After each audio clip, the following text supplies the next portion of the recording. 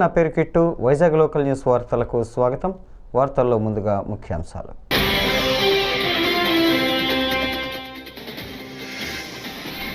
ప్రకాశం బ్యారేజీకి వరద ఉధృతి, 69 గేట్లు ఎత్తివేత.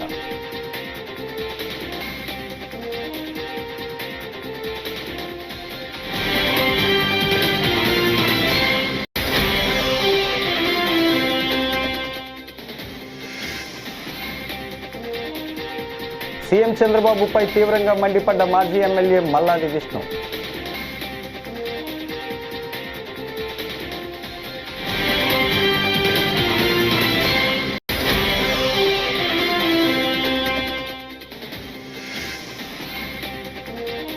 విదేశాల్లో ఉద్యోగాల పేరుతో మోసం, విదేశాంగ శాఖ చొరవతో సురక్షితంగా స్వదేశానికి.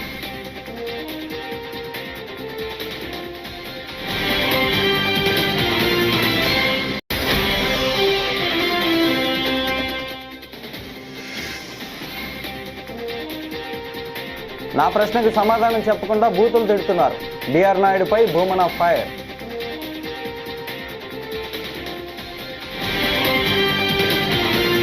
ఇక డీటెయిల్స్ చూస్తే, భారీ వర్షాల నేపథ్యంలో ప్రకాశం బ్యారేజీకి క్రమంగా వరద ప్రవాహం పెరుగుతోంది. బ్యారేజీ వద్ద ఇన్ఫ్లో అవుట్ఫ్లో ప్రస్తుతం 4.05 లక్షల క్యూసెక్కులుగా ఉంది. దీంతో 69 గేట్లను పూర్తి స్థాయిలో ఎత్తి నీటిని దిగువకు విడుదల చేస్తున్నారు.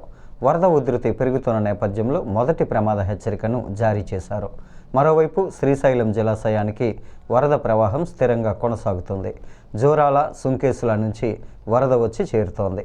శ్రీశైలం ప్రాజెక్టుకు 3,10,546 క్యూసెక్కుల వరద నీరు వస్తూ ఉండగా 3,62,257 క్యూసెక్కుల నీటిని దిగువకు విడుదల చేస్తున్నారు.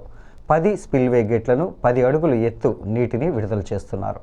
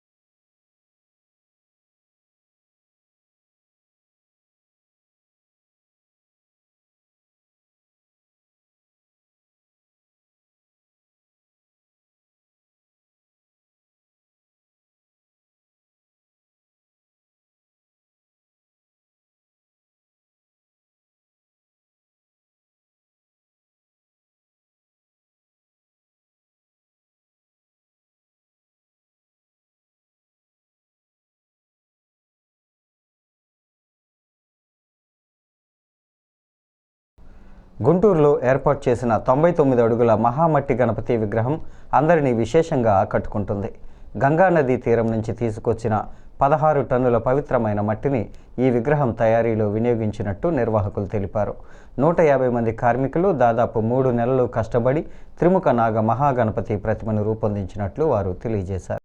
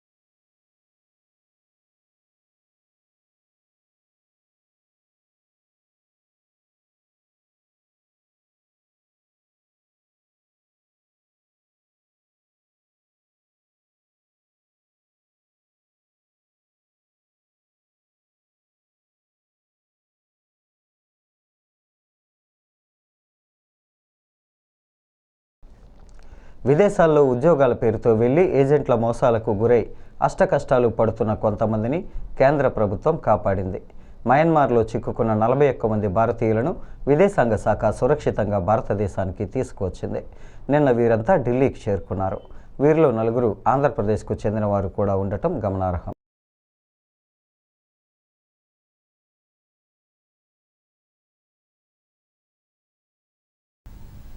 మయన్మార్లో హ్యూమన్ ట్రాఫికింగ్ చేసి వీళ్ళని చిత్రహింసలు పెట్టి సైబర్ క్రైమ్లో వాడి వాళ్ళని హింసించినటువంటి వాళ్ళందరినీ ఈరోజు ఇండియన్ ఎంబసీ ఒక 37 మెంబర్స్ని రెస్క్యూ చేసింది. అందులో 4 తెలుగువారు ఉన్నారు.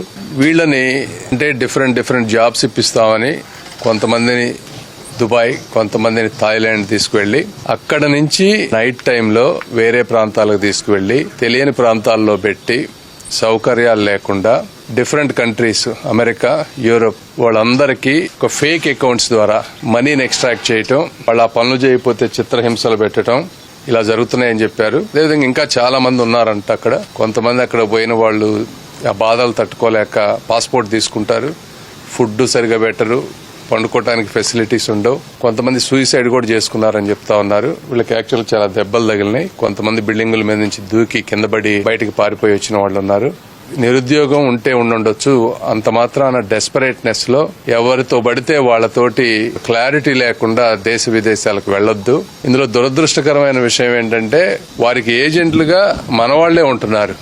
అంటే తెలుగు వాళ్లే కొంతమంది ఏజెంట్లుగా ఉండి ఇలాంటి అమాయకులని వాళ్ళ పాస్పోర్ట్స్ అవన్నీ తీసుకొని ఆశ చూపించి ఈ విధంగా ఎక్స్పోర్ట్ చేస్తా ఉన్నారు. వీళ్ళు వెళ్లిన తర్వాత వీళ్ళ తల్లిదండ్రులకు కూడా తెలియటం లేదు వీళ్ళు ఎక్కడున్నారనేది. ఫోన్ గానీ ఏమీ ఉండవు.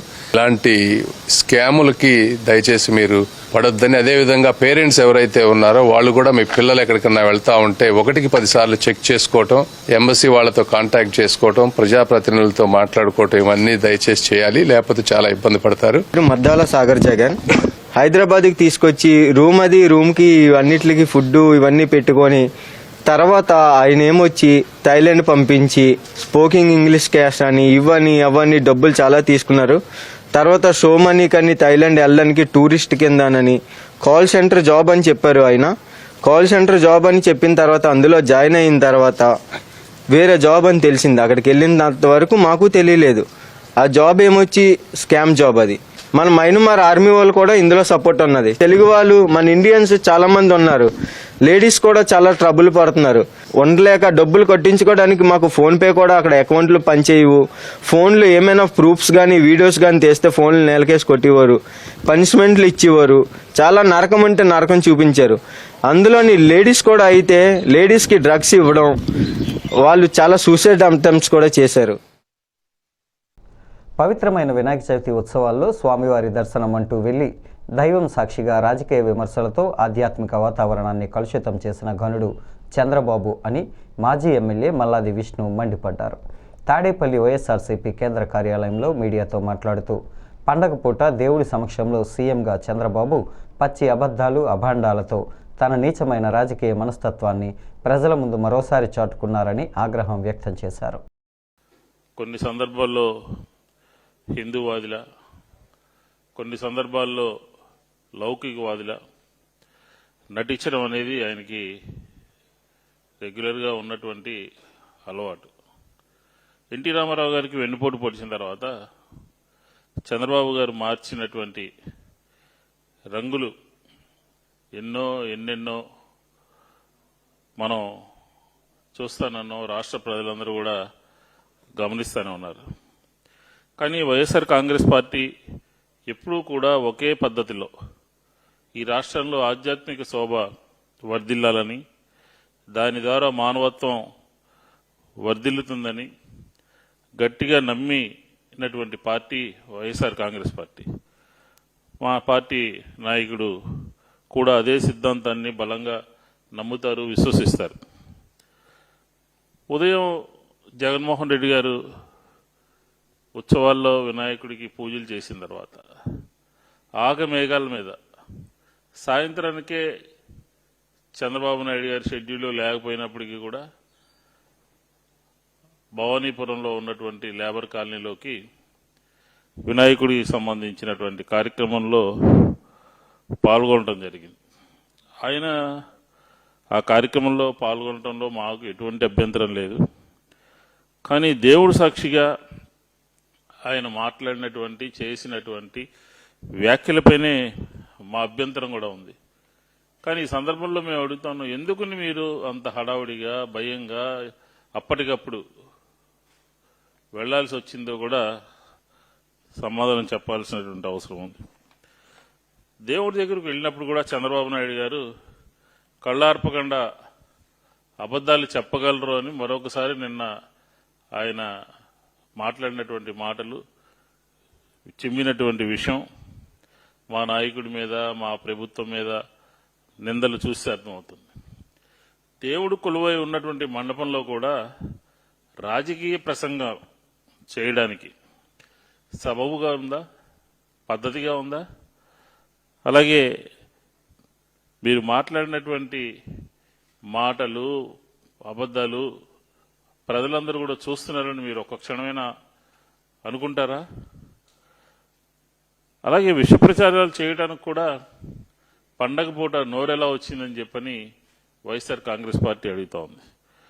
ఎందుకు అంటున్నామంటే, భగవంతుణ్ణి భక్తి శ్రద్ధలతో వేడుకోవడానికి వెళ్ళారా, లేక రాజకీయ ఆరోపణలు తప్పుడు ప్రచారాలు చేయడానికి ఆ ప్రాంగణానికి వెళ్ళారా అని చెప్పనేది ఒక డౌట్ వస్తూ ఉంది.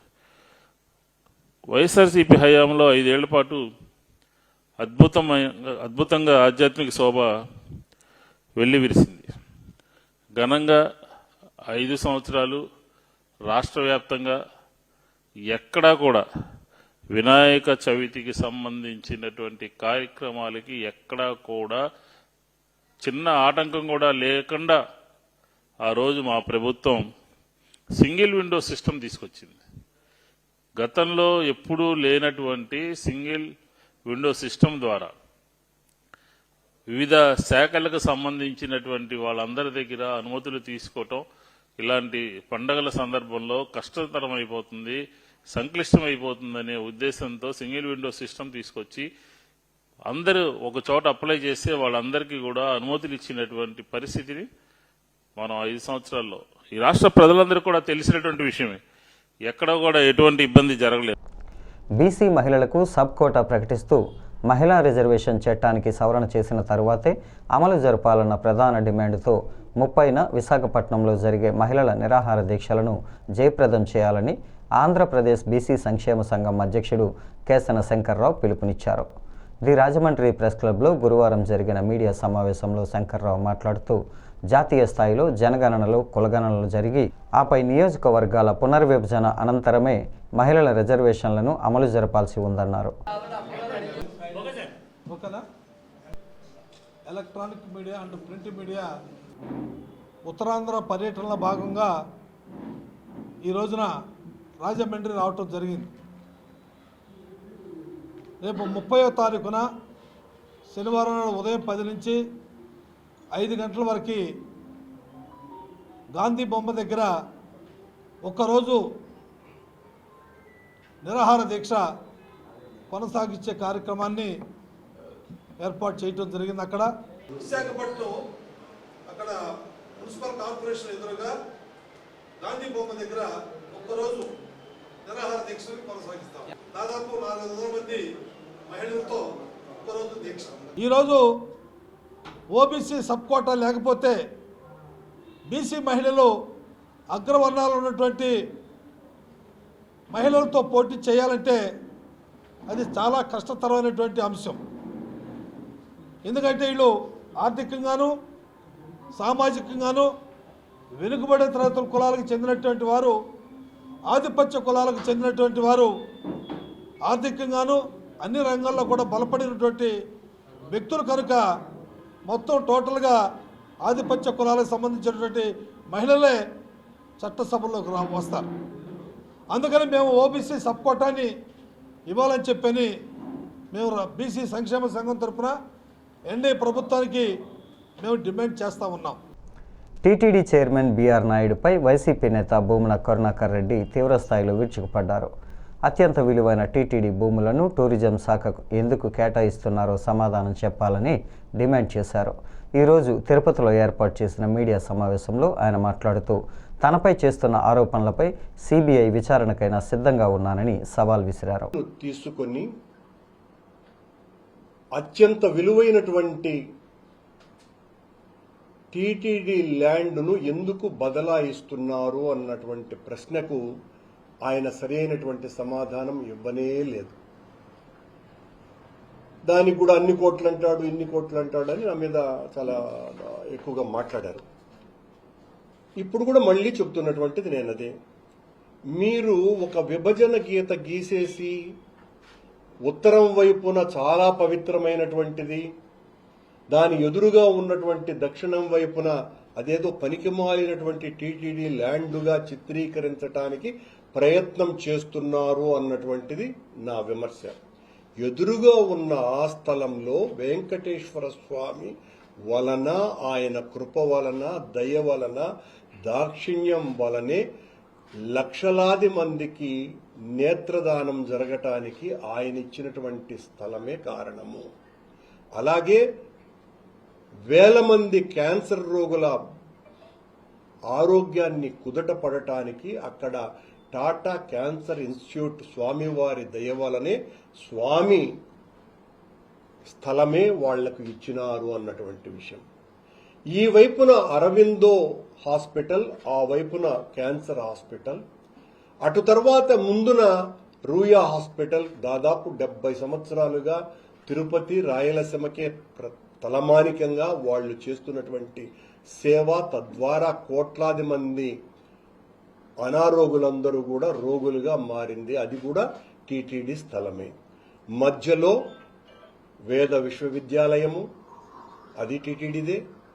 భారతీయ విద్యాభవన్ ద్వారా అత్యంత ప్రతిష్టాత్మకమైనటువంటి చదువు నేర్పిస్తున్నటువంటి పాఠశాల, అది కూడా టీటీడీదే. ఇలాంటి సంస్థలు ఉన్న చోట మీరు ఎయిర్పోర్టు దగ్గరో ఎక్కడో ఇవ్వకుండా 25 ఎకరాల స్థలాన్ని, అత్యంత విలువైనటువంటి స్థలాన్ని ఎలా ఆ ఒబరాయ్ హోటల్ వాళ్లకు ఇవ్వటానికి, టూరిజం వాళ్లకు ఎందుకు ఇస్తున్నారు అన్నటువంటి ప్రశ్నకు ఆయన ఒక్క సమాధానం కూడా చెప్పల. అదే కాకుండా ఆ రోజున నేను ఎత్తినటువంటి ప్రశ్న, అంతే కూడా కాదండి, ఆ 20 ఎకరాలే కాదు సుమా, మీరు చెబుతున్నటువంటి ఆ ఉత్తరం వైపునే ఇప్పటికీ కూడా టూరిజం వాళ్లకు సంబంధించిన ప్రాంతీయ కార్యాలయం ఉంది. అక్కడ వాళ్ళు నడుపుతున్నటువంటి హోటల్ మేనేజ్మెంట్ కాలేజీ ఉంది. అక్కడ టూరిజం వాళ్ల బస్టాండ్ ఉంది. అది దాదాపు 50 ఎకరాలకు పైగా ఉంది. పక్కన వెంకటేశ్వర యూనివర్సిటీ ఇంజనీరింగ్ కాలేజీకి సంబంధించిన 15 ఎకరాలు స్థలము కూడా ఉంది.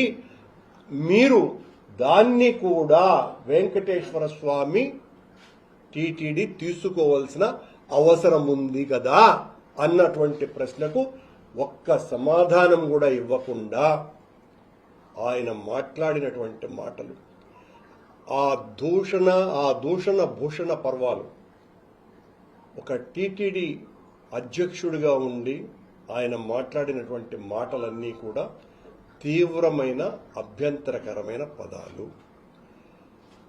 ఈరోజు అందరూ అనుకుంటున్నటువంటి మాట ఏంటంటే, ప్రపంచంలోనే అత్యంత ప్రతిష్టాత్మకమైన టీటీడీ పాలక కేంద్ర ప్రభుత్వ నిధులతో చేపట్టిన అఖండ గోదావరి ప్రాజెక్టుతో పుష్కరఘాట్లో ఏ ఆలయానికి ఇబ్బంది రాదని సిటీ ఎమ్మెల్యే ఆదిరెడ్డి శ్రీనివాస్ స్పష్టం చేశారు. అఖండ గోదావరి అభివృద్ధి పనులను టూరిజం మున్సిపల్ అధికారులతో కలిసి పుష్కరఘాట్ను పరిశీలించారు. ఎమ్మెల్యే ఆదిరెడ్డి మీడియాతో మాట్లాడుతూ రివర్ ఫ్రంట్ పనుల వల్ల గట్టు మీద ఉన్న విగ్రహాలను ఏ విధంగా యూనిఫామ్గా పెట్టాలని నిర్ణయించామో అలాగే పుష్కరఘాట్లో కూడా ఏ ఆలయానికి ఏ వృత్తిదారునికి ఇబ్బంది లేకుండా మరింత శోభాయమానంగా తీర్చిదిద్దుతామన్నారు.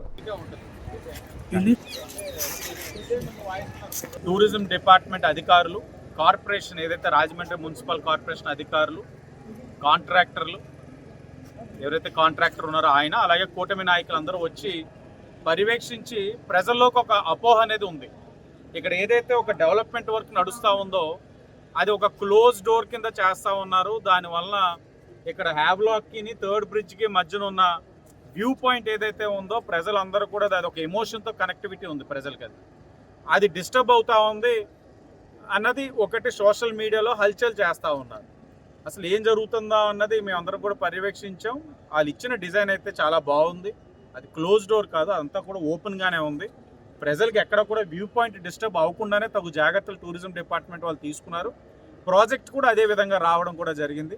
అలాగే ఇంకొక అపోహ కూడా ఉంది, ఇక్కడ దేవాలయాలు ఉన్నారు కదా, దేవాలయాలు అన్నింటిలో ఏదైనా వాటిని పునర్నిర్మాణ ప్రక్రియలోనే ఏదైనా తరలిస్తారా, స్థానాన్ని ఏదైనా మారుస్తారా అన్నది కూడా ఒక అపోహ అనేది ఉంది. అది కూడా స్పష్టం చేస్తూ ఉన్నాం. ఇక్కడ ఏదైతే దేవాలయాలు ఉన్నాయో ఇక్కడ జరుగుతున్న ప్రాజెక్ట్కి రిప్లికేట్ అయ్యే విధంగా వాటన్నిటిని అప్లిఫ్ట్ చేస్తారు, కానీ ఎక్కడ కూడా రీలొకేట్ చెయ్యం.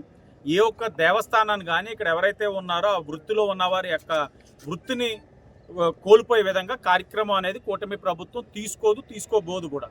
మేము ఎలాగైతే ఇంతకుముందు రివర్ ఫ్రంట్ మేము చాలా స్పష్టత ఇచ్చున్నాం, ఆ రివర్ ఫ్రంట్ దారమ్మట ఏదైతే మహనీయులు ఒక విగ్రహాలు ఉన్నాయో ఏది కూడా తొలగించాం, రీలొకేట్ చేసి యూనిఫామ్గా ప్లేస్ చేస్తామని చెప్పాం.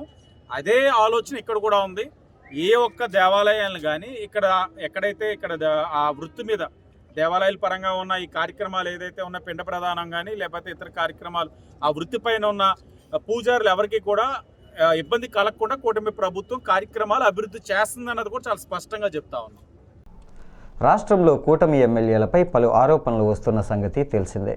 ఈ క్రమంలోనే డిప్యూటీ సీఎం పవన్ కళ్యాణ్ తమ నియోజకవర్గాల్లో ఎమ్మెల్యేల పనితీరుపై సర్వే నిర్వహించారు. రిపోర్టు వచ్చిన అనంతరం ప్రతి ఎమ్మెల్యేలతో స్వయంగా పవన్ కళ్యాణ్ మాట్లాడారు. ఎమ్మెల్యేలపై వస్తున్న ఆరోపణలపై ఈ భేటీలో వివరణ కోరారు. వివరణ అనంతరం ఎమ్మెల్యేలకు ర్యాంకులు ఇవ్వనున్నారు.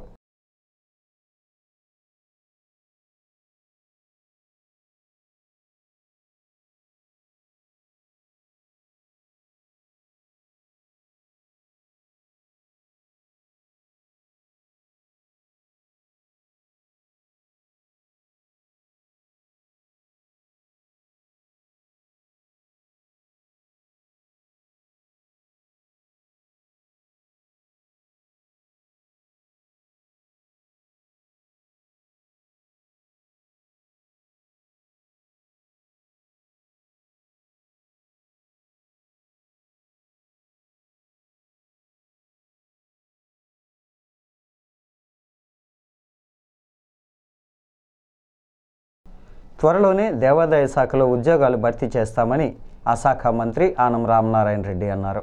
కాణిపాకంలో బ్రహ్మోత్సవాల సందర్భంగా బుధవారం ఆయన పట్టు వస్త్రాలను సమర్పించారు. అనంతరం అన్నప్రసాద వితరణ భవనాన్ని ప్రారంభించారు. దేవాదాయ శాఖలో వివిధ పోస్టులకు త్వరలో నోటిఫికేషన్ విడుదల చేస్తామని, అర్చకుల నుంచి అడ్మినిస్ట్రేషన్ వరకు 500 పోస్టులు భర్తీ చేయనున్నామని, రాష్ట్రంలోని 5250 ఆలయాలకు ధూపదీప నైవేద్యాలు అమలు చేస్తామని తెలిపారు. దేవాదాయ శాఖలోనే 500 ఉద్యోగాలను ఖాళీలుగా ఉన్నాయి. అది అర్చకుల దగ్గర నుంచి ఆఫీస్ కార్యక్రమాలకు వాడేటువంటి అటెండర్లు, వాచ్మెన్లు, స్వీపర్ల వరకు కూడా దాదాపు 500 ఉద్యోగాలు ఖాళీగా ఉన్నాయి. గడిచిన అనేక సంవత్సరాలుగా గడిచిన ప్రభుత్వం వాటిని భర్తీ చేయక నిర్లక్ష్యం చేసింది. ఇవాళ ఈ ప్రభుత్వం 500 ఉద్యోగాలని అటు పరిచారికలే కాదు, వేద పండితుల ఉద్యోగాలే కాదు, ప్రభుత్వంలో అడ్మినిస్ట్రేషన్లో పనిచేసేటువంటి అధికారులు అన్ని పోస్టులు ఫిలప్ చేయమని చెప్పి ముఖ్యమంత్రి గారు ఆదేశాలు ఇచ్చారు. త్వరలోనే దేవాదాయ శాఖ వాటన్నిటినీ భర్తీ చేయడానికి నోటిఫికేషన్ ఇవ్వబోతుంది అని చెప్పి నేను ఈ సందర్భంగా తెలియజేస్తున్నాను. గుంటూరు నగరపాలక సంస్థ జీఎంసీ ఆధ్వర్యంలో గురువారం మున్సిపల్ కౌన్సిల్ సమావేశం జరిగింది. ఈ సమావేశంలో ప్రధానంగా వర్షాకాల సమస్యలు చర్చకు వచ్చాయి. ఇటీవల కురిసిన భారీ వర్షాల వలన కాల్వలు నిండిపోయి రోడ్లపైకి నీరు రావడంతో ప్రజలు తీవ్ర ఇబ్బందులు పడుతున్నారని ప్రజాప్రతినిధులు మేయర్ దృష్టికి తీసుకువచ్చారు. రహదారులు, డ్రైనేజీ పనుల విషయంలో అధికారులు నిర్లక్ష్యం చూపుతున్నారని వారు మండిపడ్డారు. ట్రాక్టర్స్ కానివ్వండి, ఆటోస్ కానివ్వండి అన్ని ఏర్పాటు చేసినందుకు కమిషనర్ కి మరొక్కసారి ధన్యవాదాలు అధ్యక్ష.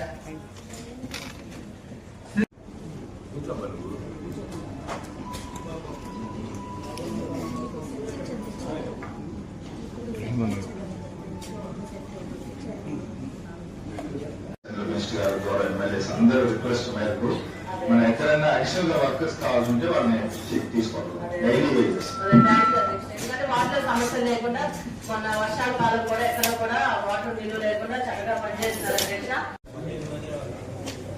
పైన ఉన్నారు.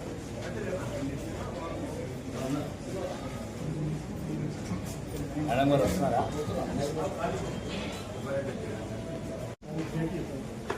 ఆగస్టు 2025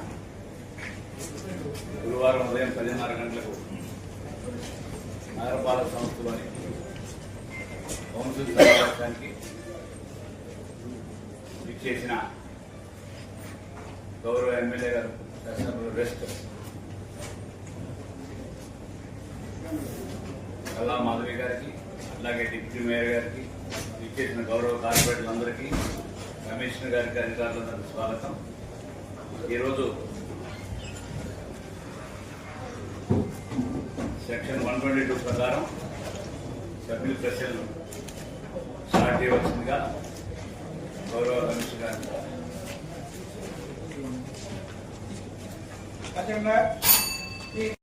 ఈ వార్తలు ఇంతటితో సమాప్తం. నమస్కారం.